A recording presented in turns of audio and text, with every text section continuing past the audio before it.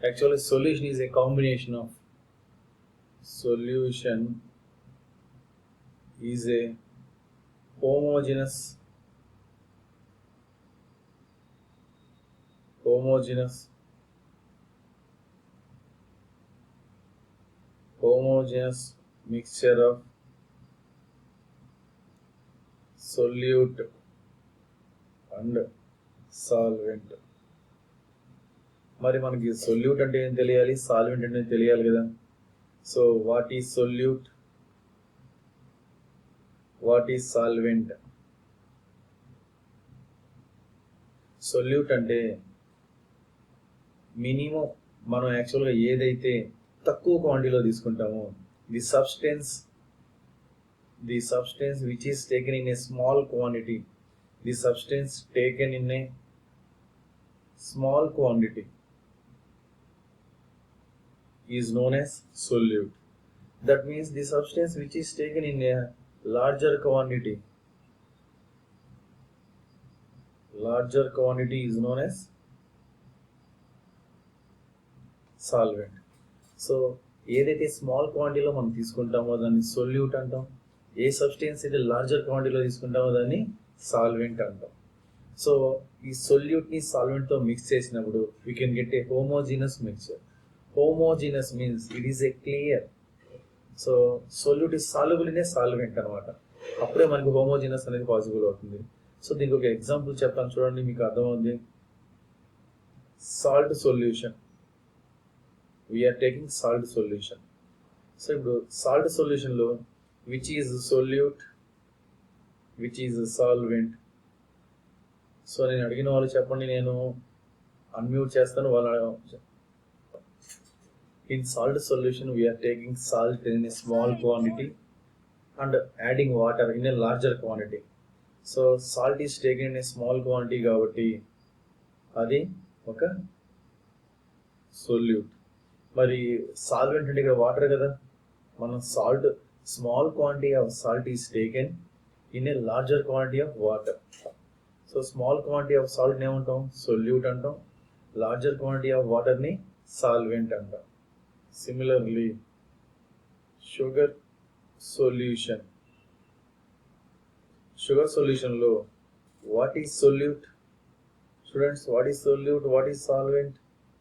So we must know what is the meaning. So we know already what is solute, the substance taken in a small quantity. Solvent means the substance taken in a larger quantity.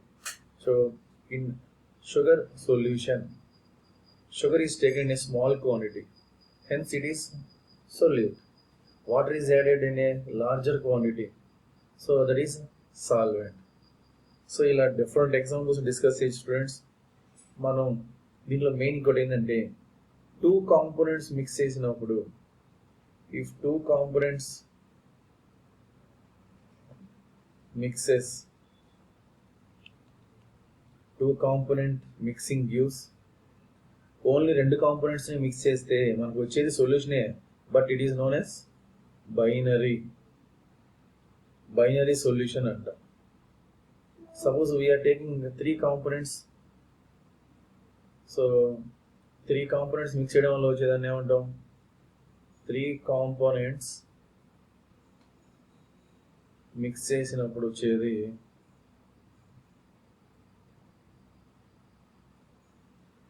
ternary solution. Ternary, T-E-R-N-A-R-Y, ternary solution. So అదే four components mix చేస్తే, four components కానీ mix చేస్తే అంటే solution అనేది minimum two components కలిస్తే చాలా వస్తుంది. So two components కలిస్తే వచ్చే సొల్యూషన్ బైనరీ సొల్యూషన్ అంటాం. త్రీ కాంపోనెంట్స్ మిక్స్ చేస్తే వచ్చే సొల్యూషన్ టెర్నరీ సొల్యూషన్ అంటాం. ఫోర్ కాంపోనెంట్స్ మిక్స్ చేస్తే వచ్చేదాన్ని క్వాటర్నరీ సొల్యూషన్ అంటాం. సో టైప్స్ ఆఫ్ సొల్యూషన్స్లో సొల్యూట్ సాల్వెంట్ యొక్క ఫిజికల్ స్టేట్ని బట్టి 9 టైప్స్గా డివైడ్ చేస్తాం. సో ఇక్కడ సొల్యూట్ అంటే తక్కువ తీసుకునేది, సాల్వెంట్ అంటే లార్జర్ క్వాంటిటీలో తీసుకునేది, దానికి ఎగ్జాంపుల్. సో ఫస్ట్ నేను సాల్ట్ సొల్యూషన్స్ గురించి డిస్కస్ చేస్తున్నాను. సాలిడ్ సొల్యూషన్స్ గురించి డిస్కస్ చేస్తున్నాను. సాలిడ్ సొల్యూషన్స్ అంటే దాంట్లో సాలిడ్ ఎక్కువగా ఉంటుంది. సాలిడ్ సొల్యూషన్ అంటే సాలిడ్ ఎక్కువగా ఉంటుంది. మరి సాలిడ్ ఎక్కువగా ఉందంటే మరి ఏ తక్కువ ఉండొచ్చు? సాలిడ్ ఎక్కువగా ఉందంటే మరి ఏ తక్కువ ఉండొచ్చు? అది సాలిడ్ అవ్వచ్చు, లిక్విడ్ అవ్వచ్చు, గ్యాస్ అవ్వచ్చు. ఓకేనా? సో అందుకే దీన్ని ఎలా ప్రొనౌన్స్ చేయాలంటే solid in solid, liquid in solid, gas in a solid. So ఇక్కడ సాలిడ్ అనేది ఎక్కువగా ఉంటుంది. ఇక్కడ ఇవి తీసుకుంటే సొల్యూట్లో ఈ సాలిడ్, లిక్విడ్, గ్యాస్ ఈ మూడు తక్కువగా ఉంటాయి. ఓకేనా?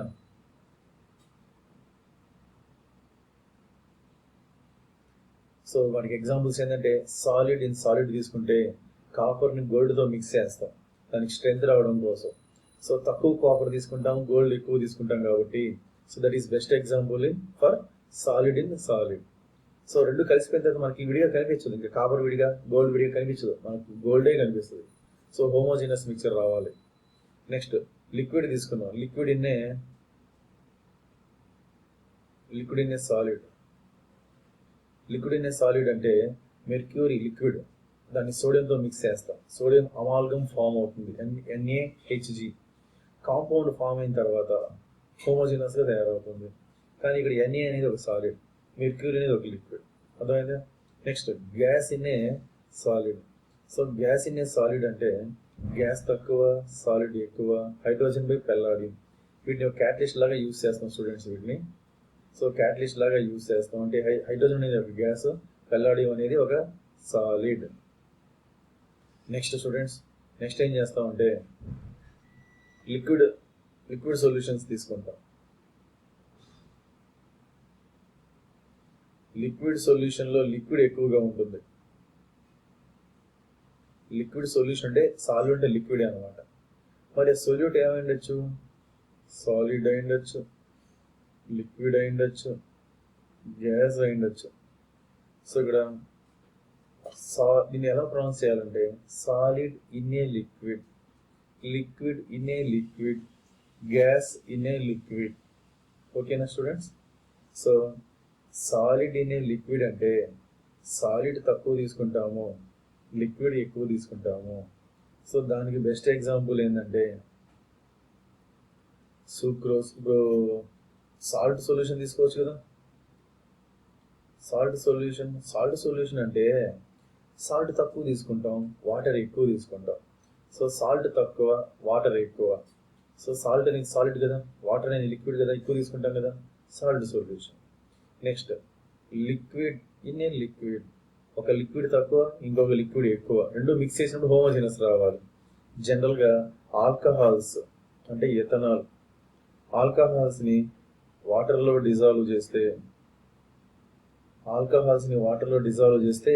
రెండు కలిసిపోతాయి, ఒకే కలర్లో కనిపిస్తాయి, విడివిడిగా కనపడవు. వాటర్ వేరుగా, ఆల్కహాల్స్ వేరుగా కనపడవు. సో దానికి బెస్ట్ ఎగ్జాంపుల్గా చెప్పుకోవచ్చు. యాక్చువల్గా ఇక్కడ వాటర్ ఎక్కువ తీసుకుంటాం, ఆల్కహాల్ తక్కువ తీసుకుంటాం. సో రెండు మిక్స్ చేసినప్పుడు మనకు ఒకే కలర్లో కనిపిస్తుంది. So that is best example for liquid in a liquid. Next gas తక్కువ తీసుకుంటాము, లిక్విడ్ ఎక్కువ తీసుకుంటాము.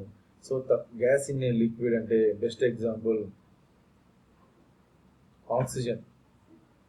Oxygen dissolved in a water. So జనరల్గా లేక్స్లో, పాండ్స్లో ఈ ఆక్సిజన్ అనేది కొంత వాటర్లో డిజాల్వ్ అవుతుంది. ఆక్సిజన్ అనేది గ్యాస్, వాటర్ అనేది ఎక్కువ తీసుకుంటాం, తక్కువ గ్యాస్ డిజాల్వ్ అవుతుంది. అలా డిజాల్వ్ అయితే ఆక్వాటిక్ లైఫ్ అనేది వాటర్లో ఉంటాయి, otherwise it cannot live.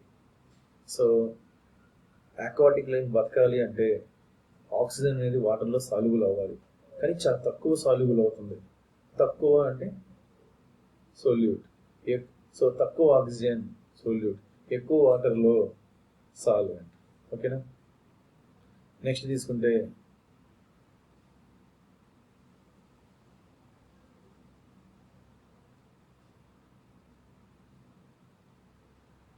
Gaseous solutions తీసుకోవాలి. గ్యాసియస్ సొల్యూషన్లో సాల్వెంట్ ఏంటంటే గ్యాస్.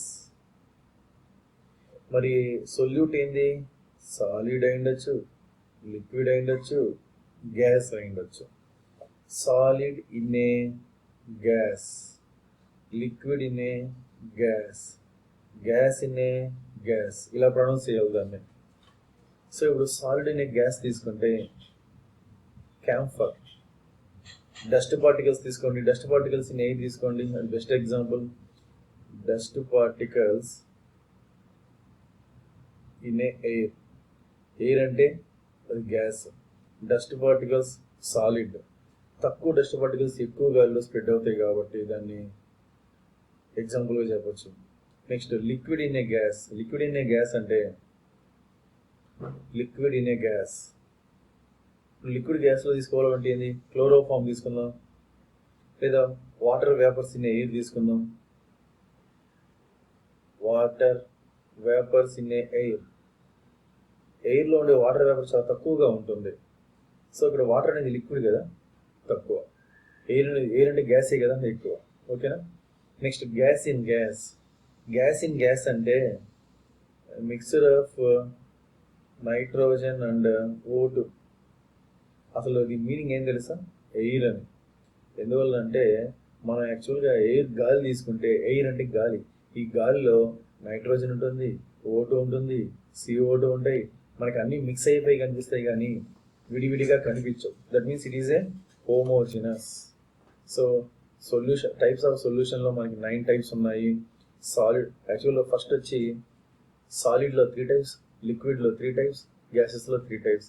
మొత్తం 3 + 3 + 3 9 సొల్యూషన్స్ ఉన్నాయి.